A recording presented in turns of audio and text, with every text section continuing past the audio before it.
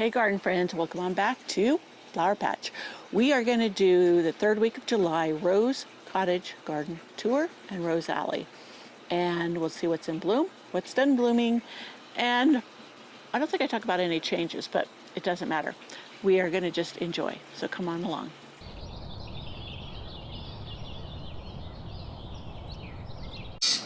Well, let's get going. Don't listen to the blue jay squawking. With the Rose Cottage garden. Now look at this trumpet vine. Yes, I have it in a container to contain it. I have been training it into a tree or standard instead of a vine that climbs the house or anything else. And it's beautiful. But I'm thinking I want to move it this fall and move it to the back. So I think this would be gorgeous, letting it climb across the back fence.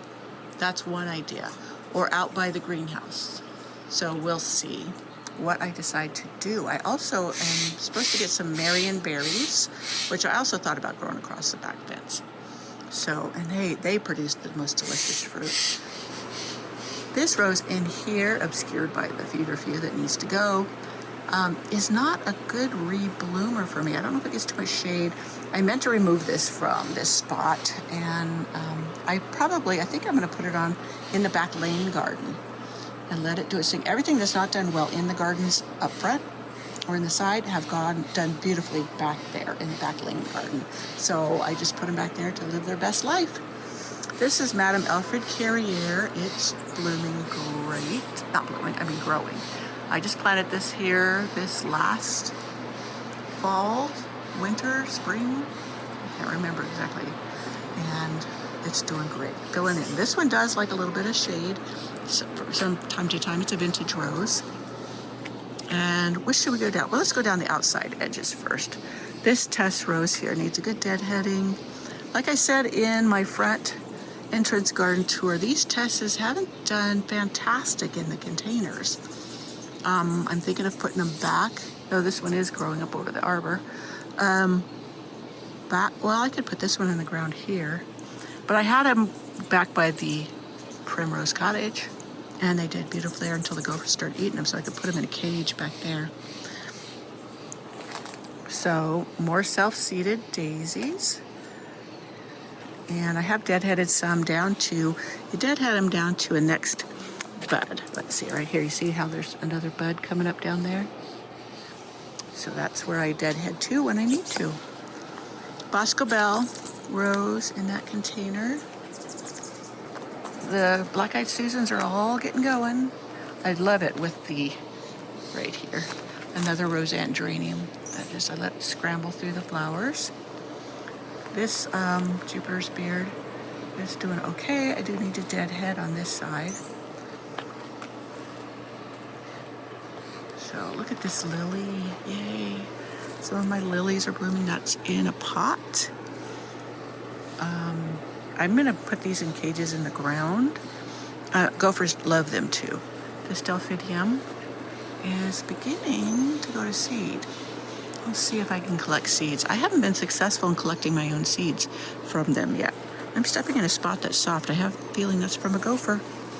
So here is a hollyhock down in here. Looks like I need to spray it in here with a hose and the spider mites.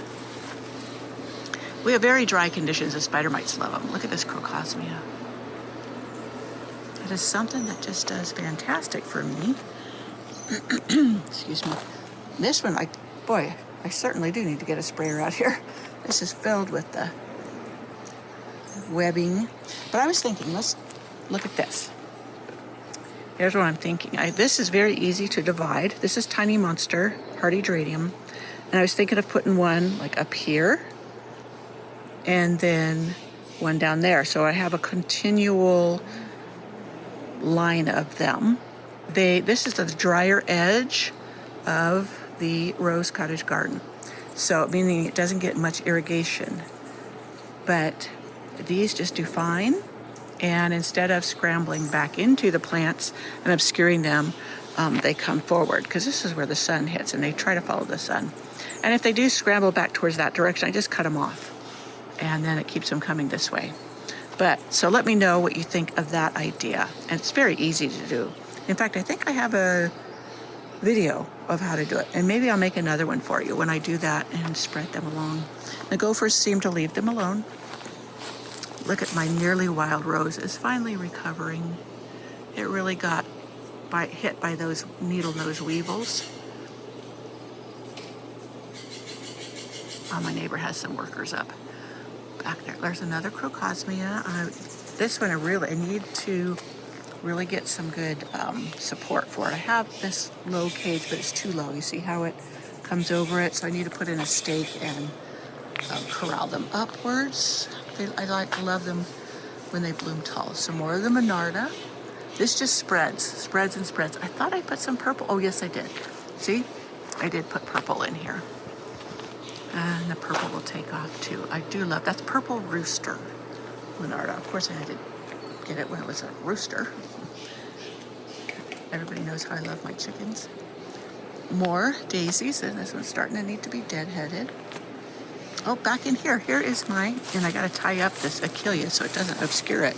But look, there is my Quick Fire Fab hydrangea. I absolutely love it. I was afraid I was going to lose it because it stayed so small for so long, and then now it's finally really taking off. So, yeah, I'm in love. I can't wait for this to get very large. As I said, I'm going to tie up this achillea. But look at here's these delphiniums. These are from New Zealand delphiniums. I grew these from seed, and they have been returning year after year. I think about 10 years. So, yeah, just gorgeous. Oh, I got a big old thistle I got to get out of there. So, yeah, just beautiful. And one thing, like this right here, these are asters. And when a lot of other things are fading, the asters will be blooming. And another rose campion, self-seeded. I just let it come up. Oh, a little foxglove. It's a little later in blooming. I will spread more foxglove seeds out here from, like these ones are going to seed.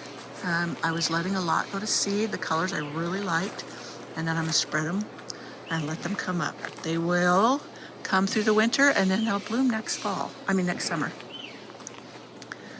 So yeah, more stuff down here. Here's some irises I dug up and put back here. And there's a foxglove that I sprinkled the seeds and then just threw out here.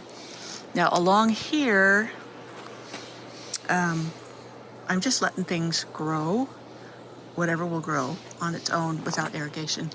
Look at this beautiful foxglove up here. That pretty, it's not red, it's a nice bright pink. Isn't that gorgeous? So, yes, someone had suggested that I continue the garden on down through here, remove this raised bed, and continue there. Now the reason I have the raised bed here is this is pure rock, and to sow anything there, I have to, have something to build up the soil. So a raised bed works. But you see, I put a bunch of garden debris here.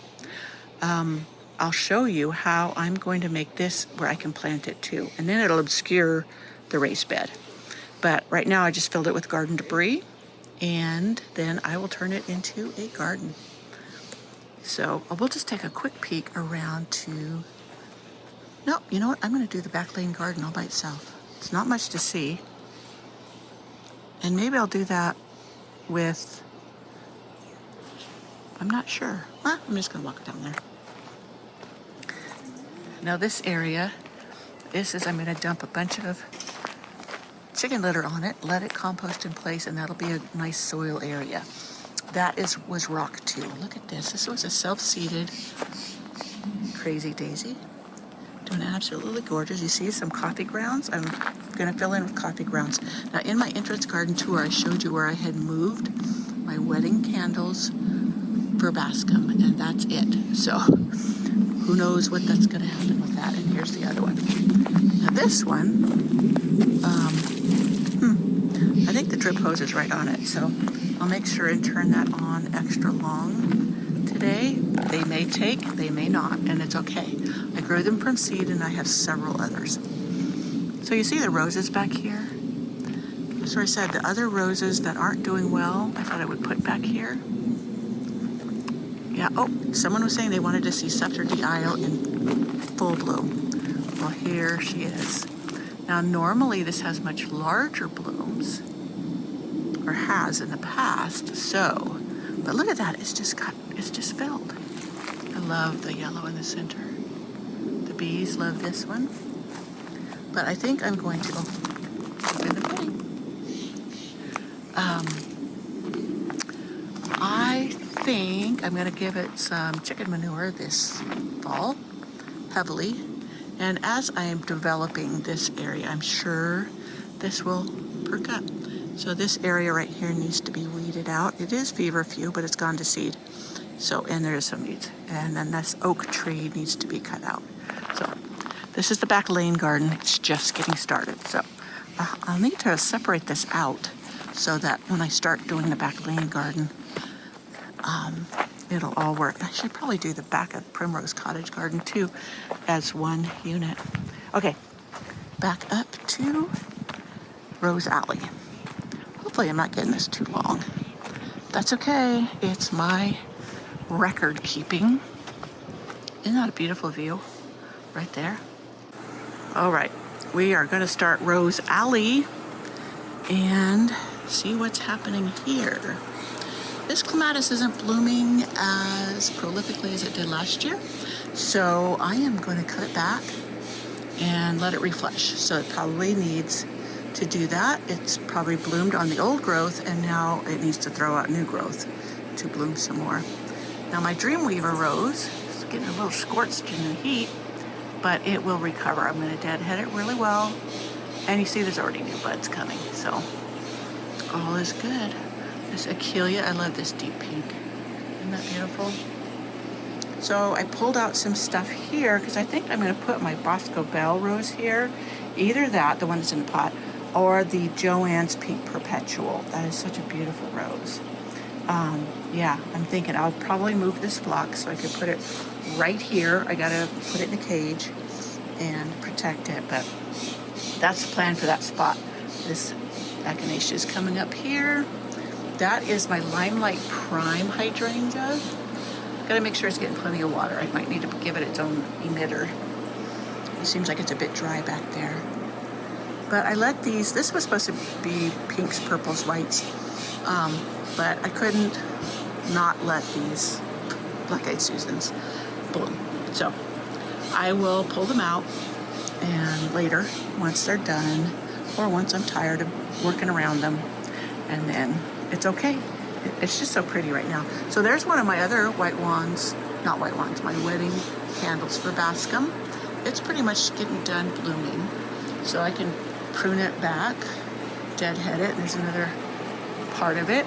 These foxgloves are going to seed, and that's what I want them to do. So I'll just sprinkle them down in here and cut these hard back. The Nepeta needs a good prune so it can reflush. Look at there, that is my Corsican mint. I want to plant some along the edges on the outside. I've been scraping off the bark here to plant grass seed to blend with the micro clover.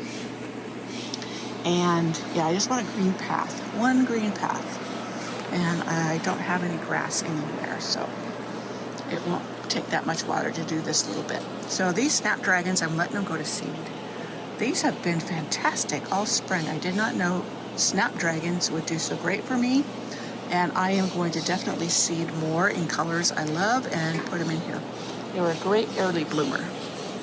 So here's another one of my crazy daisies. You see how different this one is? Instead of all the ruffly petals, it has where it's real narrow towards the center, and it makes it look kind of funky. I just love that. So I'm not sure what that is back there. I think it looks like a salvia. I'm not certain. I put things in and I forget what they are. So there's another tiny monster I popped back there. Hardy geranium, just to fill in, and it does beautifully. It stops the weeds, so it's a great tall ground cover. If it takes off, it's not in an area that obscures things you don't want it to. Yeah, I did not realize this snapdragon got this tall. So it'd be great further back. So down in here, you see more nepeta that needs to be pruned back. Patricia hardy geranium, I cut it back hard and it's starting to rebloom. This thing really fills in and gets tall. So I'm thinking once I move stuff back there, I'll put it in back there for that. So my Zephyrin Druin, well, there's a Delphinium I didn't remember putting in there, and I did. So it's doing, I needed to prop it up. But the Warsaw Nike Clematis is really climbing that trellis with the rose. I have more deadheading to do. The roses have gone over very quickly this week because we've been in the hundreds, so that's why it's just been tough to keep up with. I've got blackberries growing from under the deck stairs. That is it's called black satin. It is a thornless blackberry, which is just wonderful. I love these very short Achilles. They're dwarf, and I love them. They're pink. They bloom and bloom and bloom, and I love the way they stay compact and petite. So down here is my Krampus's Margaretta. Now through the season it changes colors. It's more of apricot when it's cooler. With the summer heat, it blanches out very, very easily. My Warsaw Nike, you see how it's slowed down. I need to deadhead it and it will reflush more blooms. Not as heavily. The first bloom is always the most dramatic. Now here's my Safari Rose I put in here. Doing great. It's in a cage, so it's protected. The Iris is not. I'm going to dig that up and I'm going to protect it. Give it a cage. So here is my Queen of Sweden. It threw out a cane way over there, but usually they stay upright. They don't get so floppy, but I don't know, this part of the garden gets shade, so it might be because in the afternoon shade. So someone has said I should plant aconite, and there it is. I have aconite because of the gophers. They won't eat it. It's very poisonous, but it's related to delphinium. Delphinium is also poisonous, but aconite is more poisonous, but I don't eat it, so I'm not worried about it. My Grandpa Newt Rose is looking pretty scorched, but it has tons of new buds on it. So I guess I'm going to make sure the irrigation is sufficient to everything during this heat wave. I have the heuchera down in there. I can see the flowers, but I can't see the plant. So there it is down in there. Strawberries are obscuring it, so. All right, we need to go back up the other side. You can tell I've been working out here. I had to replace some blocks. I got one more block to put in here, and then it's done. The Blue Star Creeper is filling in. I wanted to fill in over here. Remember, this is where I had the lamium, and it was just getting a little too aggressive for that spot. So the Blue Star Creeper is much more well-mannered. So in there, that's where it gets to shine. I had put a short-growing hardy geranium. Wait a minute. Is there some green coming from the bottom? Maybe. I guess got to keep it watered. I think it needs a sprayer to this one, this edge, so that it puts in. Now this is my Sunblaze Rose. You see it's gotten really faded out with the hot sun, but look at that one, the new one. Gorgeous. And here's a Veronica. Veronicas really take over the color blooming when other things are fading. But you can see how beautiful the garden is now. On this edge, I try to grow shorter things that I can enjoy up close. Yeah, this is a penstemon. This is a foothill penstemon that is native to the area. Oh, this is a Louisia. Look at that. Isn't that gorgeous? That's what I mean about shorter growing. And this is Devon Skies. Let me see. I left the tags down here. Cicericium hybrid, Devon Skies. But he has the little blue flowers on it. My primroses in here, they do so beautifully in the spring, and then they start again in the fall usually. Sometimes they surprise me. Albertine has been a winner. It only blooms the one time, but it blooms for a long time. And then it's just so hale and hardy. Over here is the Eden Rose. It's throwing up really long canes, so I need to tie it into the trellis. Charlie Brown. It's fading. Is that focusing for you? Anyways, this is its first year here, so I am thrilled with it, just what it has done so far. So this is a little hardy geranium, and I bought it for the foliage and not the flowers, but it has the pretty little flowers. They're not open right now. But I loved the gray petite foliage right here on the edge of the path. This is a fairy rose, and then right next to it is baby blanket. They're both carpet roses. I was digging down along in here when I did a rose pruning demo on here, and this has a gaping tunnel under it. So if I may need to dig this rose up and put it in a basket. I had planted this way before gophers took over. Look at my love song rose. Isn't that beautiful? Look at all those buds. That foxglove, yeah, it's gone to seed on the base, and it has enough seeds I can cut it down, and then it won't be obscuring that. Now my Plum Perfect's not done well in there. I'm gonna dig it up and put it in the soil. And in a basket, of course, in a basket. So this is Bushy Boy Veronica, and I got this at Annie's Annuals, and it's supposed to be tough, remain upright, be fungus resistant, and so far it has wowed me. And I love this Wedgwood blue color. It might be shown up as lavender, but it is kind of lavender, but it really reminds me of Wedgwood blue. And here's another one. Now this one does get powdery mildew, and so far it hasn't, but in last year it really did. So, wait a minute. I have another gopher. I just got after one. He was right there, nibbling on that. Look. He's eating that iris. The little varmint. Look at him.